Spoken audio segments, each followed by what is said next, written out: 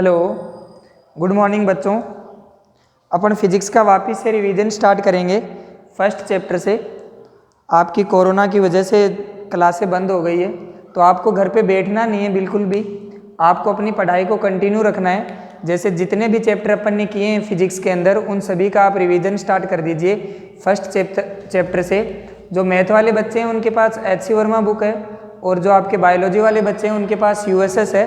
तो आप उन दोनों बुक्स को कंटिन्यू सोल्व करते रहिए, क्योंकि आप जिस एग्ज़ाम की प्रिपरेशन कर रहे हो वहाँ पे छुट्टियों का कोई काम नहीं है। न ऐसा है कि आप घर बैठ गए जाके कोरोना के बाद क्लासें शुरू होगी फिर अपन वापस से पढ़ाई शुरू करेंगे। अगर आपने अपना ज़रा सा भी गैप अपनी पढ़ाई के अंदर दिया तो आपको काफ़ी नुकसान हो सकता है, क्योंकि कभी न कभी आपकी क्लासें शुरू होनी है और उसके बाद कभी न कभी आपके एग्ज़ाम भी लगने हैं। ठीक, और आपको बहुत अच्छा मौका है, अपने जितने भी चैप्टर आपने किए हैं उनको वापस से आप रिकॉल करिए बहुत अच्छे से। बस आपसे यही गुजारिश है कि आपको बैठना नहीं है। आप ये सोच के मत बैठ जाना कि हमारी तो क्लासें बंद हो गई है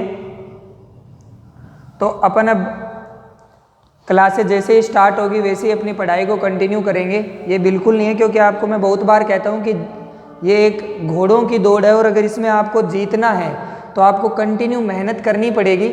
अभी आपके पास छुट्टियां हैं तो अपनी बुक्स को वापस से उठाइए और पहले चैप्टर से वापस से लग जाइए, ठीक है। और फिजिक्स के अंदर अपने इन कोरोना की छुट्टियों में जितनी भी दिन की आपकी छुट्टियां रहती है तब तक अपने एक नई सीरीज स्टार्ट कर रहे हैं कोविड सीरीज के नाम से।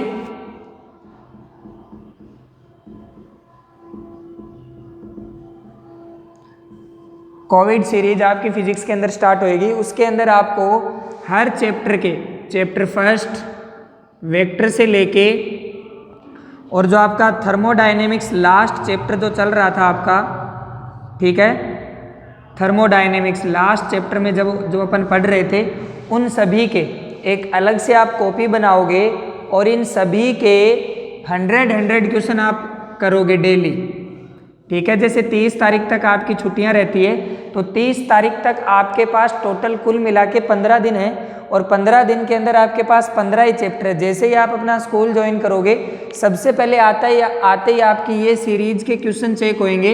इस कोविड सीरीज के आपके सारे क्वेश्चन आपकी बुक्स में कॉपी में होने चाहिए। इसी के साथ हमें ये फ़ायदा मिलेगा कि अपन जब वापस से क्लास ज्वाइन करेंगे तो अपन 1500 क्वेश्चन वापस से कर चुके होंगे। हर एक चैप्टर के अगर आप 100 क्वेश्चन करोगे तो उससे आपको बहुत बेनिफिट होगा। तो सबसे ये हर एक बच्चे के लिए कंपलसरी है। वो आगे की क्लास में तभी बैठेगा तब जब वो मेरे को ये सारे क्वेश्चन चेक करवाएगा। हर एक चैप्टर के आपके लिए 100 क्वेश्चन कंपलसरी है। आप एक नई कॉपी, एक अलग कॉपी बनाओगे जिसके ऊपर ये हेडिंग डालोगे, हर चैप्टर का नाम लिखोगे, उसके 100 क्वेश्चन होने चाहिए उसके अंदर, ठीक है। क्वेश्चन लिखना आपके लिए कंपलसरी नहीं है। अगर आप क्वेश्चन लिखना चाहते हो तो लिखिए, और अगर आप क्वेश्चन नहीं भी लिखना चाहते तो कोई बात नहीं, पर आपको पता होना चाहिए कि आपने USS का कौन सा क्वेश्चन यहाँ पे किया है और आपने HC वर्मा का कौन सा क्वेश्चन यहाँ पे किया है। मैथ वाले बच्चों के लिए ये कंपलसरी है कि वो HC वर्मा अपनी जल्दी से जल्दी पूरी करे इन्हीं छुट्टियों के अंदर। उनके हर एक क्वेश्चन को चेक किया जाएगा। HC वर्मा के क्वेश्चन को पूरे क्वेश्चन उनकी कॉपी में होने चाहिए। उनके 100 क्वेश्चन बनते भी नहीं है। HC वर्मा के अंदर इतने ज़्यादा क्वेश्चन है भी नहीं हिंदी वाले के अंदर। तो आपको अपनी पूरी HC वर्मा 15 चैप्टर तक ख़त्म करनी है। मैथ और बायो के दोनों के बच्चे के लिए आपको ये कंपलसरी है। इस सीरीज को आपको बहुत अच्छे से फॉलो करना है। जैसे ही आप अपनी नई क्लास को ज्वाइन करोगे, आप जिस दिन आओगे उसके सेकेंड या थर्ड डे आपकी ये कॉपी चेक होगी। ये कॉपी आपके पास होनी चाहिए, उसके अंदर आपकी कोई रियायत नहीं बरती जाएगी। अगला जो अपना एक चैप्टर बचा है वो अपन जैसे ही आपकी क्लासें वापस से स्टार्ट होगी उस चैप्टर को ख़त्म करेंगे, पर उससे पहले वो ख़त्म तभी होगा जब आप ये सारे क्वेश्चन मेरे को चेकआउट करवाओगे, और फिर अपन आगे बढ़ेंगे। तो इस चीज़ को अपन पावर बनाना है, होपलेस होके नहीं बैठना है कि छुट्टियाँ हो गई, पता नहीं क्या होगा, पेपर कब होएंगे, ये आपको नहीं सोचना है, ठीक है। आपका काम है केवल और केवल पढ़ाई करना और उसको कंटिन्यू आपको जारी रखना है। किसी भी प्रकार का कोई भी गैप नहीं देना। आपको सेल्फ स्टडी के लिए बहुत ज़्यादा टाइम मिल रहा है। 24 घंटों में से आपके पास 24 घंटे आपके हैं इस टाइम, तो आपको फुली उन्हें यूज करना है। कहीं भी आपको ढीलापन छोड़ना ही नहीं। अगर आपने IIT JEE और नीट के एग्ज़ाम्स के लिए कहीं भी ढीलापन बिल्कुल भी होल्स अगर आप छोड़ोगे तो आप नुकसान में चले जाओगे। बोर्ड की बात अलग है, बोर्ड वाले बच्चे ऐसा सोच सकते हैं कि बाद में पढ़ लेंगे, पर अपने लिए ऐसा सोचने की कोई जगह नहीं है कि अपन ये सोचे कि अपन बाद में पढ़ लेंगे। तो आप सबने आपने सुन लिया अच्छे से, ये सीरीज अपन शुरू करने जा रहे हैं। हर एक चैप्टर के आपके पास 100 क्वेश्चन होनी चाहिए। आप एक अलग कॉपी बनाओगे जिसके ऊपर ये हेडिंग डालोगे और फिर उसके पर डे एक चैप्टर उठाओगे, उसके 100 क्वेश्चन करोगे। पहली बात ये। दूसरी बात, मैथ वाले जो बच्चे हैं और जो बायोलॉजी वाले जो बच्चे हैं, मैथ और बायोलॉजी वाले जो बच्चे हैं,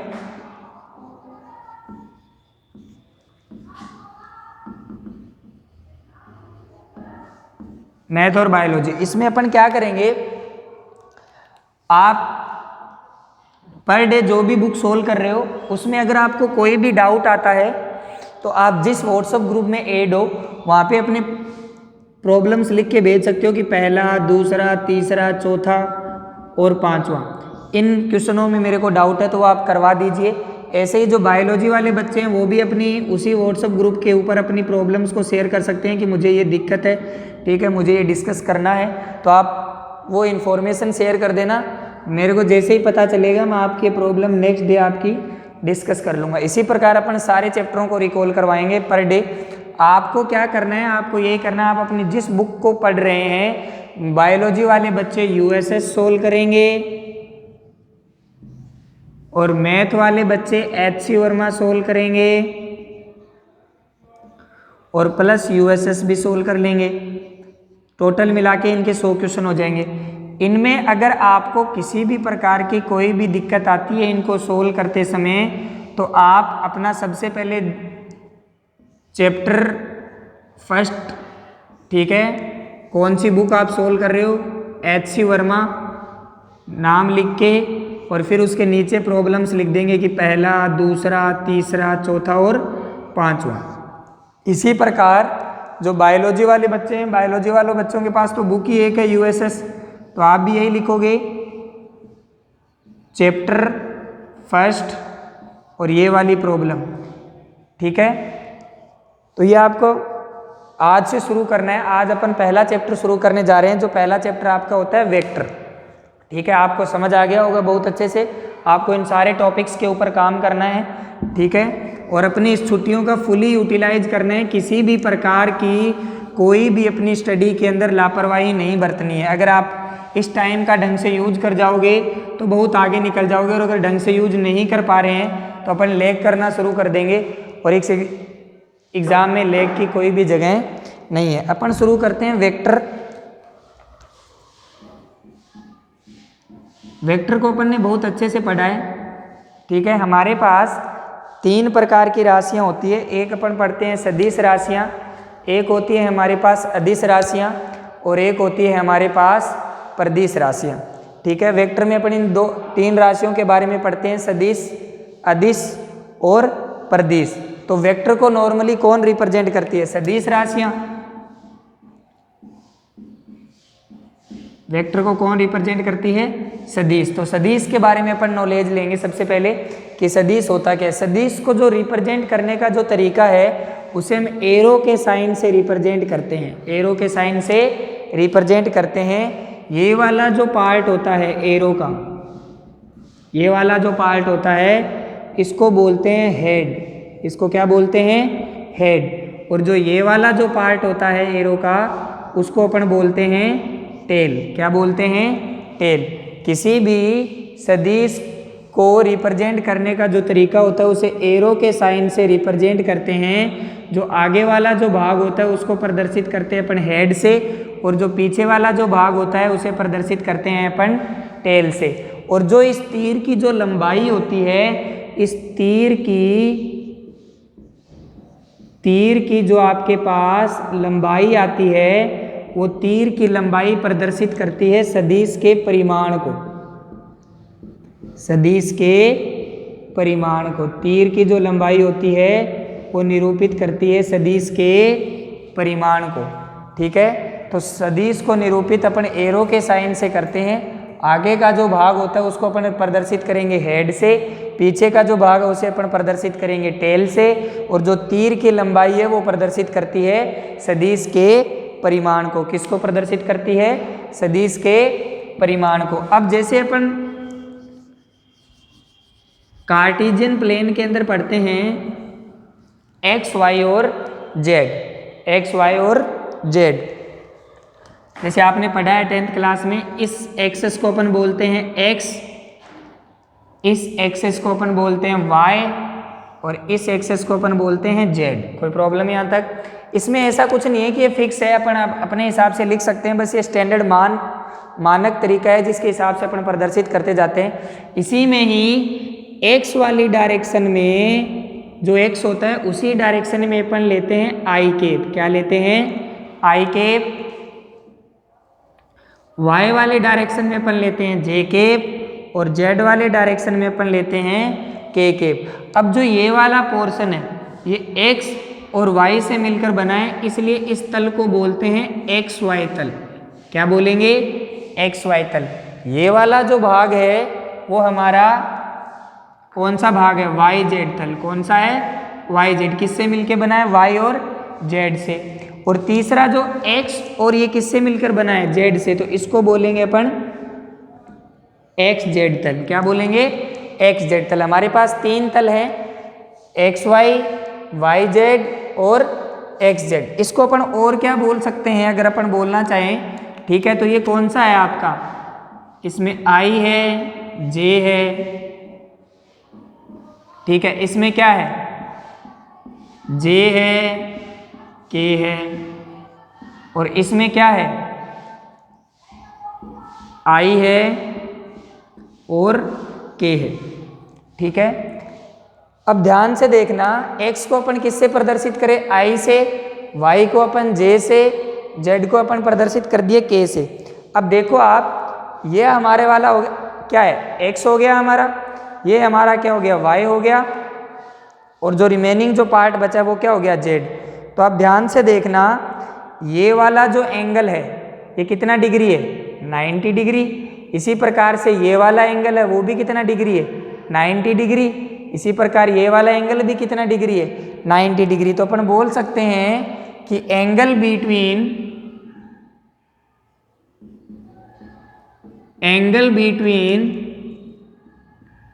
एक्स एंड वाई कितना डिग्री है?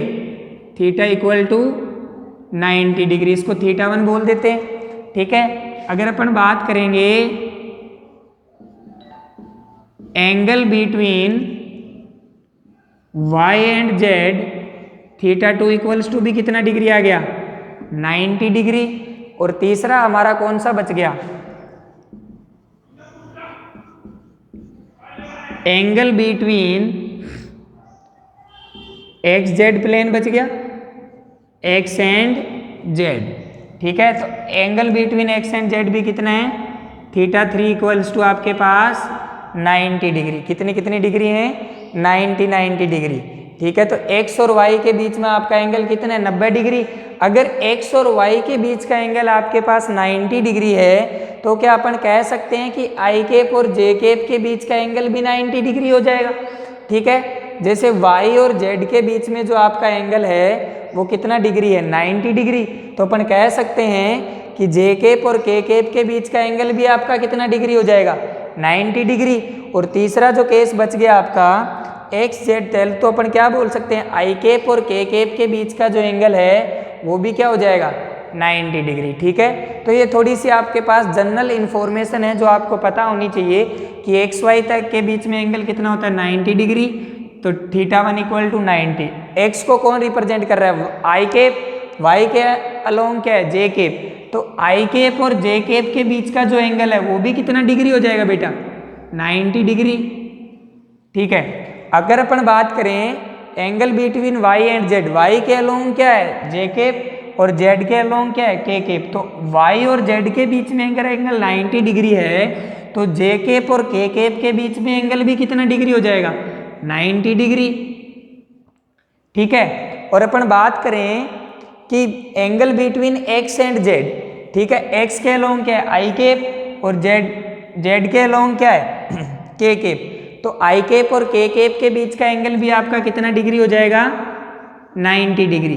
तो ये आपको ध्यान होना चाहिए क्योंकि वेक्टर सोल्व करते हैं तब ये काम आती है सारी चीज़ें। अगर अपन एक और बात करें, ठीक है, जैसे अपन बात करें ये आपकी x है और इसी के ऊपर आप दूसरी x बना दो सेम डायरेक्शन में, ये आपकी x है और इसी के अलोंग आप एक और x बना दो सेम डायरेक्शन में, मतलब I के अलोंग एक और I, ठीक है। तो angle between x and x अपन लिख सकते हैं angle between x and x, it means I and I, ठीक है। तो I और I के बीच में जो आपका एंगल होगा वो आपका कितना डिग्री, 0 डिग्री। बहुत ही काम की बात है, अपन ध्यान नहीं रखते इन सारी चीजों का। अगर अपन बात करें angle between y and y in same direction, बार बार बोल रहा हूं मैं, J cap and J cap, तो आपका θ2 कितना डिग्री आ जाएगा, 0 डिग्री। और थर्ड आपका केस कौन सा बच गया, angle between z and z, मतलब k cap and k cap, तो आपका θ3 कितना डिग्री आएगा, 0 डिग्री। बहुत ही काम की बात है, ये आपको ध्यान रखनी चाहिए, ठीक है, कि आपका x डायरेक्शन के अलोंग आई केप लेते हैं और दूसरा वेक्टर अगर आप उसी डायरेक्शन में लेते हो तो आपका एंगल कितना डिग्री आएगा, 0 डिग्री। इसी टाइप से अगर पहला वेक्टर आप जे केप में लेते हो और दूसरा वेक्टर भी आप जे केप में लेते हो तो एंगल कितना डिग्री आएगा, 0 डिग्री। और इसी टाइप से अगर तीसरा वेक्टर आप के केप में लेते हो और उसके अलावा जो नेक्स्ट वेक्टर आपने जो लिया वो भी के केप में है तो भी एंगल कितना डिग्री आएगा, 0 डिग्री, ठीक है। तो ये हो गई अपनी जनरल बातें जो आपको पता होनी चाहिए। अब ये x है तो आपने बेसिक में 10th क्लास में पढ़ा होगा, ये वाली जो लाइन आती है इसे किससे प्रदर्शित करते हो, -x से। ये वाली जो लाइन है इसे किससे प्रदर्शित करोगे, -y से। और ये वाली जो लाइन है इसे किससे प्रदर्शित करोगे, -z से। अगर ये x माइनस है तो यहाँ पे क्या आएगा, -i केप, यहाँ पे क्या आएगा, -j केप, और यहाँ पे क्या आएगा, -k केप, यहाँ पे क्या आएगा, -k केप, ठीक है। ये जो z है वो 3D में है, z ऐसे नहीं है इंक्लाइन, z आपका बाहर है ऐसे, ये आपका x, ये आपका y और z है आपका ऐसे, ठीक है। प्लेन के परपेंडिकुलर, या तो आउटवर्ड है या इनवर्ड है, या तो अंदर की ओर है और या बाहर की ओर है, इंक्लाइन नहीं है ऐसे, ठीक है। आप क्योंकि 3D में और आपका ये बोर्ड 2D में है तो अपन इसको ड्रॉ नहीं कर सकते यहाँ पे, ठीक है। तो ये सारी चीजें आपको ध्यान रखनी है कि angle between x and x, I cap and I cap 0 degree, angle between y and y, J cap and J cap 0 degree, angle between z and z, K cap के θ3 = 0 डिग्री। तो ये आपका एक स्ट्रक्चर हो गई जो आपको ध्यान रखनी है। सारी छोटी छोटी बातें इनके अंदर आपको बहुत अच्छे से पता होना चाहिए क्योंकि अपन बहुत ज़्यादा गलतियां करते हैं यहाँ पे, ठीक है।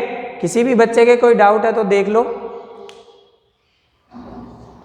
ठीक है। अगर आप स्क्रीनशॉट ले सकते हो तो लेते रहना, साथ साथ में काम आएंगे आपके सारी चीज़ें, ठीक है। अगर अपन इसको थोड़ा सा और आगे बढ़ाते हैं, जैसे इसी के ऊपर मैं बात करूं,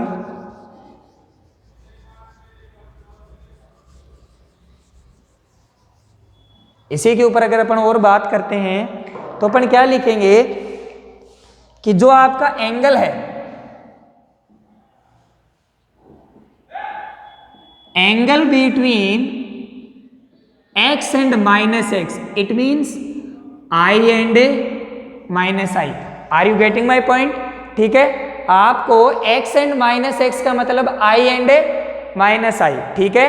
तो आपको पता है आई केप कहाँ है बेटा, ये वाला है आई केप, और आपका -i केप कौन सा है, ये वाला। तो दोनों के बीच का एंगल कितना डिग्री है, 180 डिग्री। तो यहाँ पे आपका जो थीटा आएगा वो कितना डिग्री आएगा, 180 डिग्री। बहुत ही काम की बात है, आपको ध्यान रखनी है, ठीक है। अगर अपन बात करें एंगल बिटवीन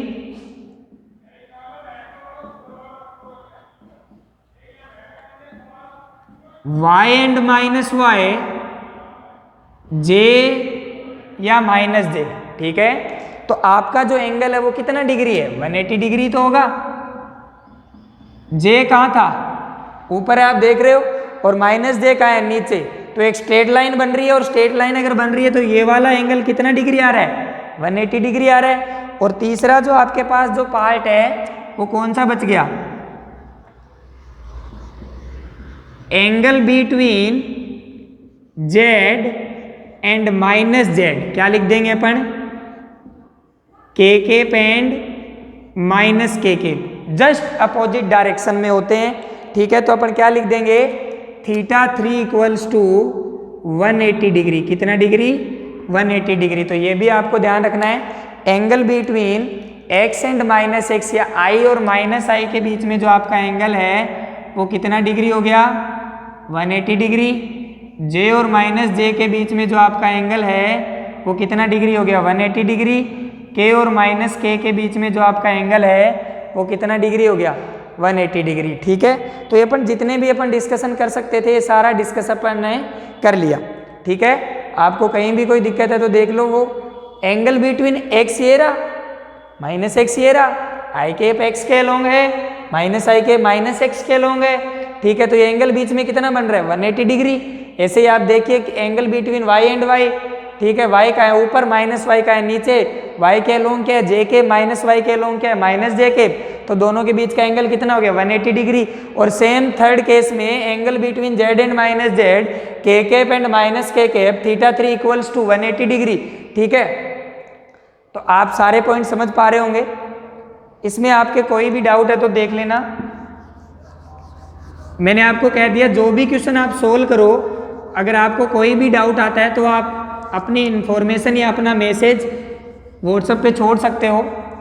संस्था वहाँ से आपके चेक कर लेगी कि क्या क्या आपके डाउट आ रहे हैं, तो वो डाउट आपके क्लासरूम में डिस्कस कर दिए जाएंगे।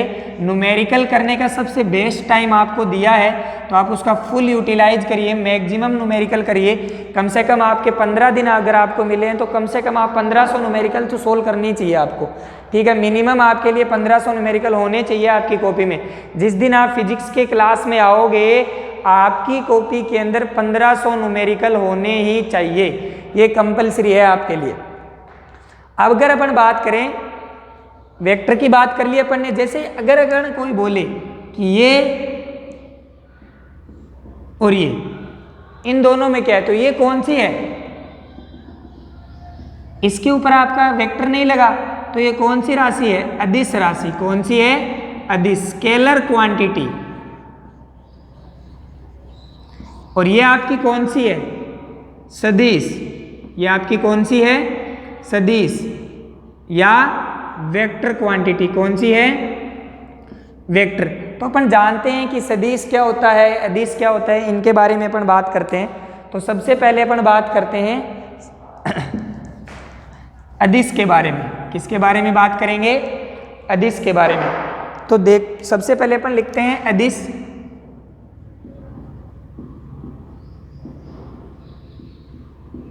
ध्यान से सुनना, ऐसी भौतिक राशियां जिनको प्रदर्शित करने के लिए परिमाण व मात्रक की आवश्यकता होती है। ऐसी भौतिक राशियां जिन्हें व्यक्त करने के लिए परिमाण व मात्रक की आवश्यकता होती है, लेकिन दिशा की आवश्यकता नहीं होती। इसके अंदर आपको क्या क्या चाहिए, एक तो आपको परिमाण चाहिए, एक आपको क्या चाहिए, मात्रक चाहिए, एटलीस्ट परिमाण तो चाहिए ही चाहिए।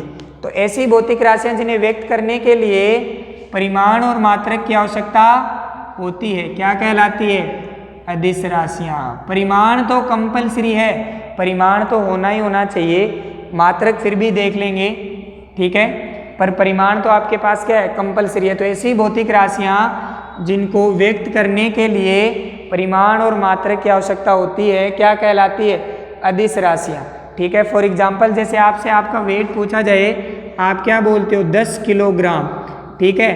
तो जो ये आगे वाला जो भाग है, ये वाला जो ये आगे वाला जो आपका भाग है, ये किसको प्रदर्शित करता है, परिमाण को। किसको प्रदर्शित कर रहा है, परिमाण को। ये क्या है आपका, परिमाण। और ये जो पीछे वाला जो भाग है, ये वाला, ये किसको प्रदर्शित कर रहा है आपका,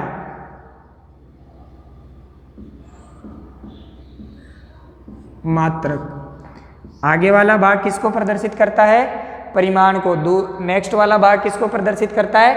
मात्रक को। ठीक है, तो ऐसी भौतिक राशियां जिन्हें व्यक्त करने के लिए हमें परिमाण और मात्रक की आवश्यकता होती है, क्या कहलाती है? अदिश राशियां। ठीक है, जैसे आपसे कोई वेट पूछे और आपने बोला 10 किलोग्राम, ऐसे थोड़ी बोलोगे कि उत्तर दिशा से मैं 10 किलो का हूँ, पश्चिम दिशा से मैं 5 किलो का हूँ, ऐसे तो नहीं बताते, पर दिशा के साथ नहीं बताते। तो ऐसी भौतिक राशियां जिन्हें प्रदर्शित करने के लिए परिमाण और मात्रक की आवश्यकता होती है, क्या कहलाते हैं? क्या कहलाते हैं? अदिश राशियां।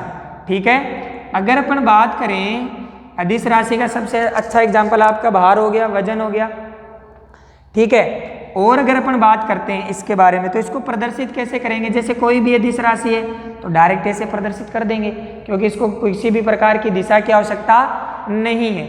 अगर अपन बात करें सदिश राशि की, तो नाम से स्पष्ट है, इसमें देखो ए आ रहा है, तो नाम से ही पता चल रहा है अदिश, मतलब दिशा नहीं लेनी, और उसका नाम से स्पष्ट हो जाएगा क्या? सदिश, मतलब दिशा लेनी है। ठीक है, जैसे अपन बात करें सदिश की, किसकी बात करेंगे? सदिश की। तो सदिश में आपको नाम से स्पष्ट हो जाएगा, परिमाण प्लस मात्रक प्लस दिशा। ऐसी भौतिक राशियां जिनको प्रदर्शित करने के लिए परिमाण, मात्रक और दिशा तीनों की आवश्यकता होती है, सदिश राशियां कहलाती है। क्या कहलाती है? सदिश राशियां। ऐसी भौतिक राशियां जिन्हें प्रदर्शित करने के लिए परिमाण, मात्रक और दिशा तीनों की आवश्यकता होती है, क्या कहलाती है? सदिश राशियां। फॉर एग्जाम्पल बल। ठीक है, आपके जैसे आपके घर में कोई भी गाड़ी है, आपके पापा बोलेंगे कि गाड़ी को धक्का दो, तो धक्का देने का एटलीस्ट मतलब क्या? बल लगा रहे हो गाड़ी के ऊपर, तो आप पापा से ये पूछोगे कि आगे से धक्का दूं या पीछे से धक्का दूं। ठीक है, तो अगर आप ये पूछ रहे हो, इसका मतलब आप बल क्या जानना चाहते हो? उस धक्के की दिशा जानना चाहते हो। धक्का है क्या? बल है, और आप बल की क्या जानना चाहते हो? दिशा। इसका मतलब आपकी बल कौन सी राशि हो गई? सदिश राशि। तो ऐसी भौतिक राशियां जिनको परिमाण और मात्रक के साथ साथ हमें किसकी भी जरूरत पड़ती है? दिशा की, तो वो क्या कहलाएगी? सदिश राशियां। ठीक है, जैसे आपकी बात करें वेग, आप किसी भी गाड़ी का वेग बताते हो तो आप साथ में ये बताते हो कि इतने वेग से इस नॉर्थ में जा रही है, साउथ में जा रही है, ईस्ट में जा रही है, वेस्ट में जा रही है, ईस्ट वेस्ट नॉर्थ साउथ कहीं भी जा रही है, तो आप उसमें उसके साथ क्या रिप्रेजेंट करते हो? बार बार दिशा। ठीक है, जैसे अपन वेग से बात करें, आगे त्वरण की बात करें, ठीक है, तो ये सारी कौन सी राशियां हैं? सदिश राशियां। तो ऐसी भौतिक राशियां जिन्हें व्यक्त करने के लिए परिमाण, मात्रक व दिशा की आवश्यकता होती है, सदिश राशियां कहलाती है। ठीक है, और लास्ट एंड फाइनल जो आपकी राशि आती है, लास्ट एंड जो फाइनल आपकी जो राशि आती है वो आती है आपकी प्रदिश राशि। तो प्रदिश राशियां वे होती है जिनका अलग अलग दिशा में मान अलग अलग होता है। ठीक है, प्रदिश राशियां कहलाती है। जैसे आपने एक चैप्टर पढ़ा है जड़त्व आघूर्ण वाला, तो वो क्या है? प्रदिश। ठीक है, तो अलग अलग दिशा में अगर आपके मान अलग अलग आ रहे हैं तो वो आपकी कौन सी राशि हो जाएगी? प्रदिश। तो अपन ने 3 राशियों के बारे में पढ़ा, अदिश, सदिश और प्रदिश। अदिश कौन सी होती है? जिनमें परिमाण में मात्रक की आवश्यकता होती है, दिशा की आवश्यकता नहीं होती। क्या कहलाती है? अदिश राशियां। एग्जाम्पल वजन, भार आपका। ठीक है, सदिश ऐसी राशियां जिनको व्यक्त करने के लिए परिमाण, मात्रक के साथ साथ हमें किसकी आवश्यकता होती है? दिशा की। क्या कहलाती है? सदिश राशियां। और नाम से स्पष्ट हो रहा है, से आ रहा है साथ में, इसका मतलब आपको दिशा को इंक्लूड करना है। यहाँ पे ए आ रहा था, इसका मतलब आपको दिशा को इंक्लूड नहीं करना। और तीसरा जो आपका केस है वो कौन सा है? प्रदिश। ऐसी भौतिक राशियां जिनका अलग अलग दिशाओं में मान अलग अलग होता है, क्या कहलाती है? प्रदिश राशियां। ठीक है, अब हमारे पास ये हो गई अपनी राशियां। अब कोई भी आपके पास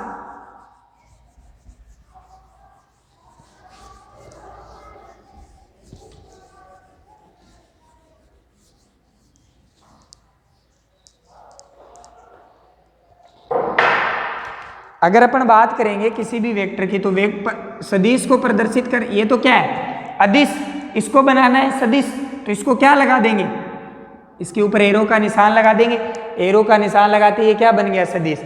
अगर अपन किसी भी सदिश को निरूपित करेंगे तो ये आपका ए आई के, बी जे के, सी के, ये आपका क्या है सदिश है।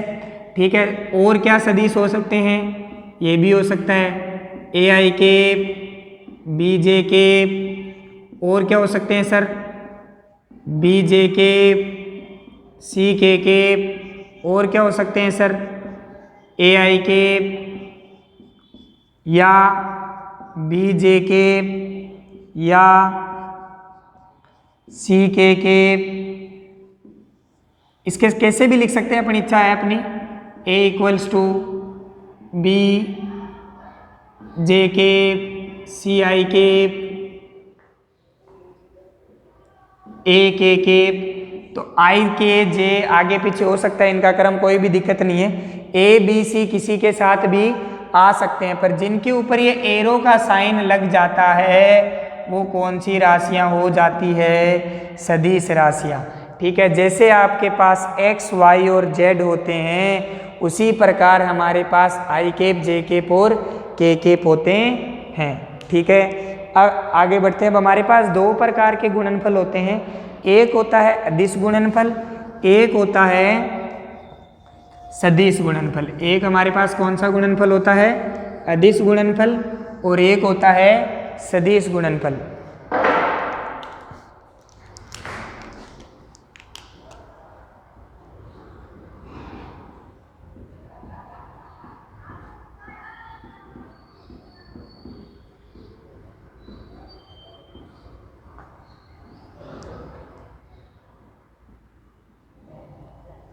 अपन बात करेंगे अदिश गुणनफल की। नाम से ही पता चल रहा है कि गुणनफल होने के बाद कौन सी राशि आएगी, अदिश राशि।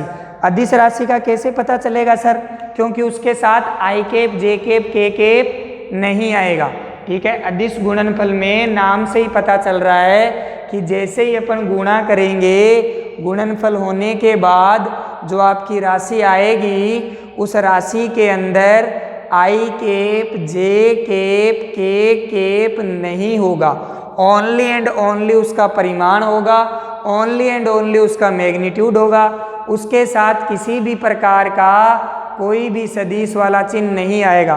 तो ऐसे गुणनफल क्या कहलाता है, अदिश गुणनफल। क्या कहलाता है, अदिश गुणनफल। अगर अपन बात करें, जैसे आपको कोई भी अपन ने वेक्टर दे दिया, vector A equals to A I cap, B J cap और सी के केप, और वेक्टर बी आपको दे दिया, इसको A1 B1 कर लो, इसको कर लेते हैं A2 आई केप, B2 जे केप और C2 के केप। यह आपको दो सदिश दे दिए।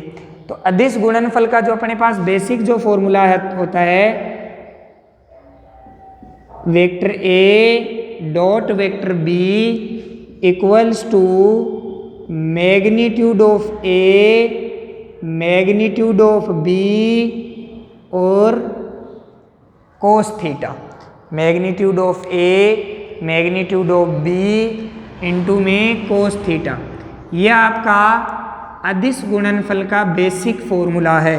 जितने भी इसके ऊपर फॉर्मूले बनाएंगे उन सभी फॉर्मूलों का आधार अपन इसको लेके चलेंगे। अब अपन ने क्या बोला, इसको ए डॉट बी, क्या बोला बेटा, ए डॉट बी। इसका मतलब इसको अपन एक और नाम से भी बोलते हैं और उसका नाम होता है आपके पास डॉट प्रोडक्ट। क्या होता है, डॉट प्रोडक्ट। इसको अपन डॉट प्रोडक्ट भी बोल सकते हैं, इसको अपन अदिश गुणनफल भी बोल सकते हैं। ठीक है, A dot B equal to magnitude of A, magnitude of B into में कोस थीटा। ठीक है, अब जब अपन इसको कर रहे हैं तो यहाँ पे हमारे पास दो चीजें नहीं आई। एक तो क्या आया कि अपने को थीटा निकालना पड़ेगा। अगर कभी भी अपन कैलकुलेशन करेंगे तो हमें थीटा की रिक्वायरमेंट रहेगी, और या हमें क्या निकालना पड़ेगा, मैग्नीट्यूड। क्या वो निकालना पड़ेगा, मैग्नीट्यूड, परिमाण। एक होता है परिणाम, रिजल्ट, एक होता है परिमाण, मैग्नीट्यूड। ठीक है, तो अपन मैग्नीट्यूड कैसे निकालेंगे? किसी भी वेक्टर का अगर आपको ये होता है आपका स्केलर, ये कौन सी क्वांटिटी है? अभी तो स्केलर है सर। ठीक है, जैसे ही अपन ने इसके ऊपर क्या लगा दिया? तीर, ये क्या बन गया? वेक्टर। और जैसे ही अपन ने इसके दोनों ओर डंडे, मॉडुलस, मापांक लगा दिया, तो ये किसका साइन बन गया? मैग्नीट्यूड का। किसका चिन्ह है ये? मैग्नीट्यूड का। तो पहले अपन इसके बारे में ही बात कर लेते हैं। मैग्नीट्यूड अपने को चाहिए ही चाहिए, तो अपन किसका चिन्ह है ये?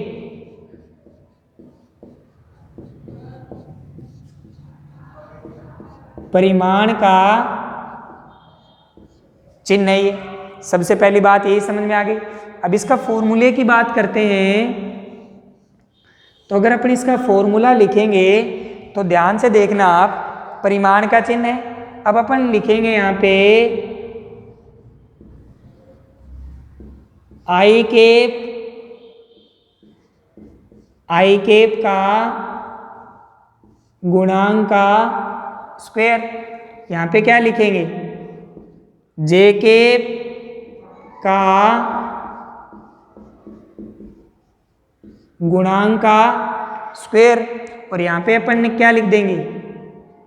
के कैप का गुणांक का स्क्वायर। ठीक है, तो हमारे पास क्या आ गया? Magnitude of A equal to I cap के गुणांक का स्क्वायर, जे कैप के गुणांक का स्क्वायर और के कैप के गुणांक का स्क्वायर। ये हमारे पास क्या आ जाएगा? मैग्नीट्यूड ऑफ ए। तो किसी भी सदिश का जो आपका परिमाण अगर आप निकालोगे तो हमेशा इस फॉर्मूले से अपन उसके ऊपर काम परफॉर्म करेंगे। किसी भी सदिश का परिमाण निकालने के लिए ये फॉर्मूला लगाएंगे, आई कैप के गुणांक का स्क्वायर, जे कैप के गुणांक का स्क्वायर और के कैप के गुणांक का स्क्वायर। ठीक है, अगर यहाँ से अपने को परिमाण निकालना है, क्या निकालना है? अगर इसका हमें परिमाण निकालना है, मैग्नीट्यूड फाइंड आउट करना है, तो कैसे निकालेंगे? सबसे पहले इसके परिमाण के लिए इसका साइन, ठीक है, अंडर रूट आई कैप का गुणांक। इसमें देखो आई कैप के जो आगे आता है वो उसका गुणांक होता है, तो यहाँ पे इसका गुणांक कितना है? a1। तो क्या लिख देंगे? a1 का स्क्वायर। फिर जे कैप का गुणांक क्या है? b1 का स्क्वायर। और फिर के कैप का गुणांक क्या है? c1 का स्क्वायर। तो ये इसका क्या आ गया आपके पास? परिमाण आ गया। इसी टाइप से अगर अपन इसका परिमाण निकालेंगे b का, तो b का परिमाण निकालने के लिए अपन क्या देखेंगे? b का परिमाण सेम टू सेम केस, ये साइन उसका अंडर रूट। ठीक है, क्या लिखेंगे? a2 का स्क्वायर, फिर क्या लिखेंगे? b2 का स्क्वायर और फिर क्या लिख देंगे? c2 का स्क्वायर। तो ये दोनों के क्या आ गए आपके पास? मैग्नीट्यूड आ गए। a का मैग्नीट्यूड भी आपके पास आ गया और b का मैग्नीट्यूड भी आपके पास आ गया। बहुत ही इंपॉर्टेंट चीज़ें हैं ये, आपको पूरी फिजिक्स के अंदर ये यूज होती है, क्योंकि मैंने आपको बहुत बार कह रखा है फिजिक्स कोई एक चैप्टर नहीं है। ठीक है, फिजिक्स का हर एक चैप्टर अपने पिछले चैप्टर से इंटरलिंक्ड होता है। ठीक है, इसका मतलब हमारा जो नेक्स्ट चैप्टर का जो इनपुट है वो पहले वाले चैप्टर के क्या करेगा? आउटपुट पे डिपेंड करता है। आपने वहाँ कितना सीखा है उसका आउटपुट आप जब नेक्स्ट चैप्टर के इनपुट में लगाओगे तो आपका उसका आउटपुट बेटर आएगा। तो हमेशा आपको कोरिलेट करते हुए चीज़ें पढ़नी है। तो ये हमने मैग्नीट्यूड निकालने की बात कर ली। ठीक है, अब हम करते हैं कि प्रोडक्ट करते कैसे हैं। ठीक है, तो ध्यान से देखेंगे। अब अपन इसके अंदर कुछ बातें और कर लेते हैं। जैसे अपन अगर बात करें आई कैप डॉट आई कैप, अगर अपन बात करें आई कैप डॉट आई कैप, ठीक है बेटा, तो आई कैप का अगर अपन परिमाण निकालेंगे तो आई कैप का परिमाण कितना आएगा? केवल और केवल अगर आपको आई कैप का परिमाण निकालना पड़ जाए तो अपन ऐसा लिख सकते हैं क्या आई कैप को, जैसे मैं एक बार आपको समझा देता हूं थोड़ा सा। आई कैप अगर आपके पास है, अगर आपको कोई भी वेक्टर दे दिया आई कैप, तो क्या अपन ऐसा लिख सकते हैं इसको, आई कैप प्लस 0 जे कैप प्लस 0 के कैप। अब हमें निकालना है आई कैप का परिमाण। किसका परिमाण निकालना है, आई कैप का। आई कैप का परिमाण निकालने के लिए क्या करेंगे, आई कैप का गुणांक कितना है, नहीं दिख रहा, इसका मतलब कितना है, 1 है, तो 1 का स्क्वायर। जे कैप का गुणांक कितना है, 0, और के कैप का गुणांक भी कितना है, 0। तो यहाँ पे magnitude of I cap equals to 1। इसी टाइप से जो आपका मैग्नीट्यूड ऑफ जे होता है वो भी कितना हो जाएगा, 1, और इसी टाइप से मैग्नीट्यूड ऑफ के होता है वो भी कितना हो जाएगा आपका, 1। आई कैप का गुणांक 1, जे कैप का गुणांक 1, के कैप का भी गुणांक आपका कितना आ जाएगा, 1। अगर हमें निकालना पड़ जाए आई डॉट आई, तो ध्यान से देखना बेटा, आई डॉट आई, ठीक है। अब कैसे निकालेंगे, इस फॉर्मूले में लिखेंगे magnitude of I, magnitude of second I, ठीक है, इनटू कोस थीटा, ठीक है। अब मैंने आपको पहले भी बताया था आई कैप इस दिशा में और नेक्स्ट आई कैप भी उसी डायरेक्शन में, तो दोनों आई कैप सेम डायरेक्शन में है क्योंकि दोनों के साइन के सेम पॉजिटिव। तो थीटा कितना डिग्री है यहाँ पे, 0 डिग्री। कितना डिग्री, 0 डिग्री। तो I dot I equals to 1 into 1, और यहाँ पे क्या लिखेंगे, कोस 0। तो आपका क्या आएगा, I dot I equals to 1, ठीक है। इसी टाइप से जे डॉट जे भी आपका क्या आएगा, अपन लिख सकते हैं जे डॉट जे भी कितना आएगा, 1 आएगा, और आपका के डॉट के भी कितना आएगा, 1 आएगा, ठीक है। तो ये सारी बातें कल इसको अगर आप आगे कंटिन्यू करेंगे, ठीक है। आपको मैंने बता दिया जिस दिन आप क्लास ज्वाइन करोगे वापस से, आपकी कॉपी में 1500 क्वेश्चन होने चाहिए, क्योंकि आपकी 15 दिन की छुट्टी है और पर डे 15 चैप्टर अपने खत्म हो चुके हैं। हर चैप्टर के 100 क्वेश्चन करोगे। अगर आपको कोई भी डाउट आता है तो जिस व्हाट्सएप ग्रुप के अंदर आप जुड़े हुए हो वहाँ पे आप मेंशन कर सकते हो कि इस बुक में ये क्वेश्चन इस टॉपिक का मेरे को डाउट है, तो आपका नेक्स्ट डे वो डाउट सोल्व करा दिया जाएगा। और आप क्लास में तभी बैठोगे जब आपके सारे क्वेश्चन आपकी कॉपी में होंगे, और आप कॉपी के ऊपर हेडिंग मैंने आपको बता दी क्या डालना है, ठीक है। Okay, thank you.